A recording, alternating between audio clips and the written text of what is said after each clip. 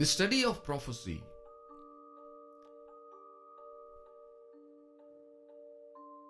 is a research of a different kind.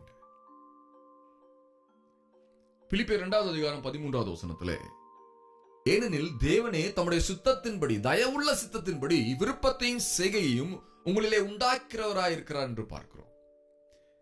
எல்லோருக்குமா இந்த வரத்தை குறித்த ஒரு மேன்மையான எண்ணம் உண்டு. நம்பிக்கையே இல்லையே, இப்படிலாம் நடக்குமா நடக்காதான்ட்டு அவங்க பாட்டு போயிட்டே இருக்கிறாங்க. கர்த்தருடைய வசனம் சொல்லி ஏவப்பட்டுக்கிட்டு தான் இருக்கு பாருங்க, ஆனா அதை அவங்க கவனிக்கிறது இல்லை. ஆனா நம்ம முடிச்சுக்கிட்டோம். No no no no no, என்னுடைய வாழ்க்கை இப்படியே போகக்கூடாது. இயேசுக்கு வரங்கள் வல்லமை உண்டு என்று நான் விசுவாசிக்கிறேன். அந்த வரங்களை நான் பெற்றுக்கொள்ளக்கூடிய காரியம் நிச்சயம் உண்டு என்று விசுவாசிக்கிறேன். ஆகவே நான் முன்னேறி செல்கிறேன்.